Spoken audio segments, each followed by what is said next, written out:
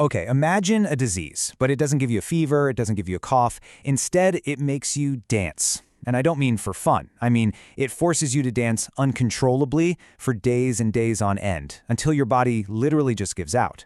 Now, this isn't some work of fiction. This is one of history's most terrifying and honestly most baffling medical mysteries. So, picture this. You're walking down the street and you see a woman just moving to a rhythm that only she can hear. But you get closer and you realize this is no party. Her feet are raw and bleeding. Her body is shaking with exhaustion. And her eyes are just screaming for somebody to make it stop. But her legs, they just won't stop moving. This was the horrifying reality of the dancing plague. All right, so where did this all happen? We're going back in time to the city of Strasbourg, right in the heart of the Holy Roman Empire.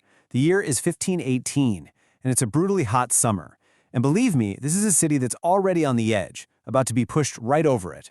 And get this, it wasn't just one or two people. What started with a single woman, it spiraled completely out of control until it had swallowed up a staggering 400 people. 400, all of them trapped in the exact same waking nightmare, dancing in the streets, totally unable to stop for weeks. The big question is, why? How is that even possible? So to even begin to understand the madness that was about to unfold, you first have to understand the sheer misery that had its grip on Strasbourg. You see, the city wasn't just a random backdrop for this event, it was like the kindling for the fire. You have to put yourself there. Strasbourg in the 16th century was a literal powder keg. A terrible famine meant people were starving. Diseases we barely think about today, like smallpox and syphilis, were running wild. The graveyards were overflowing. The orphanages were packed. The air itself was just thick with starvation, with fear, and a desperate, desperate superstition. It was the perfect storm for something terrible to happen. And into this pressure cooker walks our patient zero, a woman by the name of Frau Trophea. One day in July, she just walks out of her house and starts to dance. There was no festival, no music, just this one woman twitching and twirling in a silent, terrifying frenzy. On that first day, people probably just watched, confused. But then she didn't stop. For 3 straight days, she danced. She'd collapse from pure exhaustion, only to wake up and immediately start again. By the end of that first week, the horror became contagious. Not in a biological way, but psychologically. 34 of her neighbors had joined in, all of them caught in the same bizarre, inexplicable compulsion. So now you have dozens of people dancing uncontrollably in the streets. The city council, totally panicked, knew they had to do something. But their solution, based on the best medical science of the time, would turn out to be a catastrophic mistake. A cure that was so much deadlier than the disease. The city's finest physicians, they all got together, examined the dancers, and they came to this really bizarre conclusion.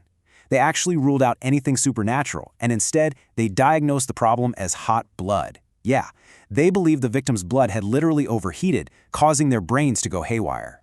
And their prescription was based entirely on this flawed idea. The logic went something like this. If the blood is too hot, well, you need to sweat the fever out. And what's the best way to do that? You guessed it, more dancing.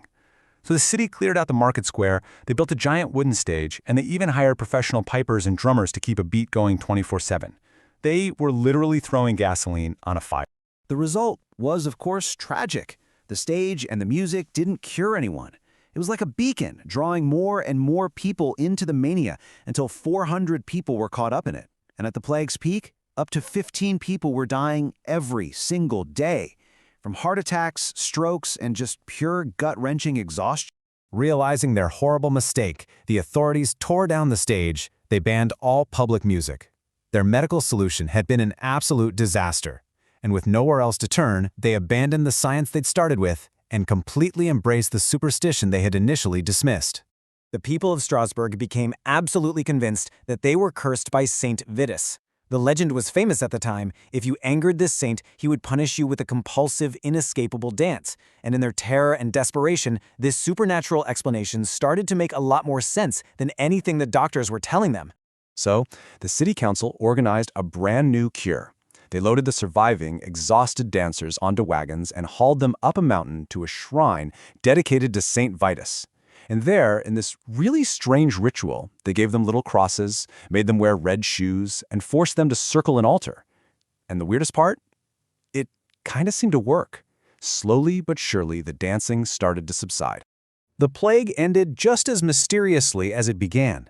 It left behind a traumatized city and a question that has baffled historians for 500 years. What on earth actually happened back there? So let's dive into what modern science thinks was really going on.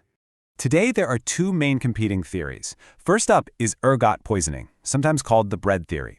The idea is that the rye they used for bread was contaminated with a toxic mold, a fungus that contains an ingredient also found in LSD. So basically, the whole town was on a massive convulsive trip.